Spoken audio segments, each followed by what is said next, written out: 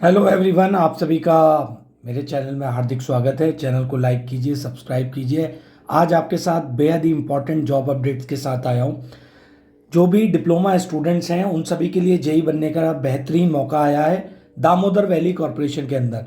Damodar valley corporation के अंदर JEE के लिए पद निकले हैं मैकेनिकल, इलेक्ट्रिकल, सिविल। यहाँ आप देख सकते हैं मैकेनिकल, इलेक्ट्रिकल, सिविल ब्रांच वाले एंड कम्युनिकेशन जो है सीबीटी के थ्रू इस एग्ज़ाम को दे सकते हैं। तो इसके हर पहलू पर मैं आपके साथ डिस्कशन करूंगा, कितनी वैकेंसी है और क्या क्या एलिजिबिलिटी क्राइटेरिया है, सिलेक्शन प्रोसेस क्या है, कितना पेमेंट है, कितना एज है। ठीक है, सारी चीज़ें इस वीडियो में आइए देखते हैं। तो गाइज यह प्रोफाइल दिया हुआ है दामोदर वैली कॉरपोरेशन का। क्या काम करती है? जनरेशन इलेक्ट्रिसिटी करती है थर्मल पावर प्लांट और हाइड्रो पावर प्लांट के थ्रू। ठीक है, ये सिंपल सी बात है। इनके आप साइट पर जाके रिक्रूटमेंट नोटिस देख सकते हैं। यहाँ पर दिया हुआ है कि कैरियर में आप जाएंगे तो आपको ये मिल जाएगा नोटिस। चलिए आगे बढ़ता हूँ। पहले बताता हूँ, आपसे बात करूँगा कितनी वैकेंसीज हैं। तो यहाँ पर जो जेई मैकेनिकल है उसके लिए 10 वैकेंसीज हैं। जेई ग्रेड सेकंड इलेक्ट्रिकल उसके लिए 10 वैकेंसीज हैं। जेई सी एंड आई इसके लिए 10 वैकेंसीज हैं। और जेई सिविल 5 वैकेंसी और JEE communication 5 vacancies.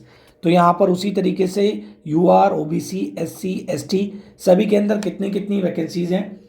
Total vacancies को यहाँ पर डिस्ट्रीब्यूट कर दिया गया है कैटेगरी वाइज। और यहाँ पर जो एज क्राइटेरिया है 28 ईयर्स रखा गया है। यहाँ पर एलिजिबिलिटी क्राइटेरिया क्या होगा वो मैं आपके साथ यहाँ पर डिस्कस कर देता हूँ, और एक इंपॉर्टेंट क्लॉज है उसमें, वो भी मैं आपको बता देता हूँ। देखिए, जो भी मैकेनिकल के लिए अप्लाई करेंगे वो diploma in engineering, mechanical engineering होना चाहिए, एआईसीटीई अप्रूव्ड होना चाहिए। और जनरल ओबीसी स्टूडेंट्स और ईडब्ल्यूएस स्टूडेंट्स के लिए 65 मार्क्स जो हैं कंपलसरी, इससे कम नहीं होना चाहिए। ये ओवरऑल है, जो लास्ट परसेंटेज आपकी बनकर आती है ये सेमेस्टर वाइज नहीं है, इट इज़ एन ओवरऑल। ठीक है, तो आपका अगर ओवरऑल क्राइटेरिया 65 या इससे ऊपर है यू आर एलिजिबल। और 60% जो है मार्क्स वो एससी, एसटी और पीडब्ल्यूडी कैंडिडेट्स के लिए। ठीक है गाइज, तो ऐसे ही इलेक्ट्रिकल के अंदर है सेम, आपके पास डिप्लोमा इलेक्ट्रिकल होना चाहिए। सी एंड आई के लिए आपके पास diploma in engineering in electronics and telecommunication instrumentation होना चाहिए। परसेंटेज का क्राइटेरिया सभी के लिए सेम है। और जेई सिविल के अंदर डिप्लोमा इन सिविल इंजीनियरिंग होना चाहिए।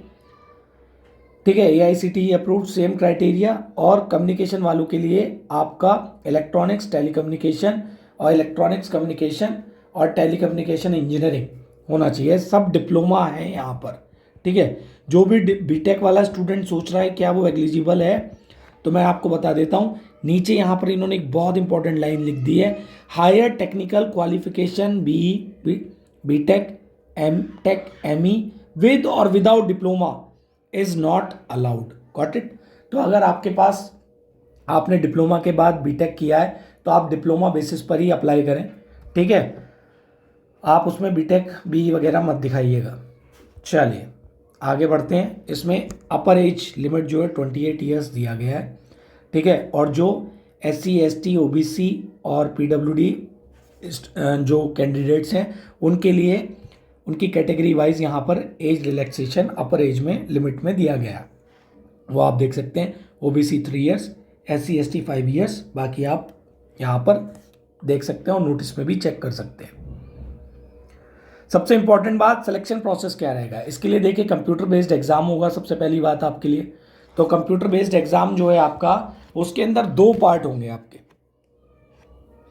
ठीक है, यहाँ पे आपके 2 पार्ट्स रहेंगे, part first, part second. Part first के अंदर आपका जो vocabulary, verbal comprehension, quantitative aptitude, reasoning ability, data sufficiency, numerical ability, ये सब आएंगे। मतलब आपका नॉन टेक पार्ट रहेगा। पार्ट फर्स्ट मोटा मोटी बात करें ये नॉन टेक पार्ट रहेगा। और पार्ट सेकंड की बात आपसे करी जाए तो बेटा ये आपका टेक्निकल पार्ट रहेगा, यानी आपकी जो इंजीनियरिंग है और जो भी फील्ड से आपने स्टडी करी है इंजीनियरिंग में वहाँ से क्वेश्चंस आएंगे।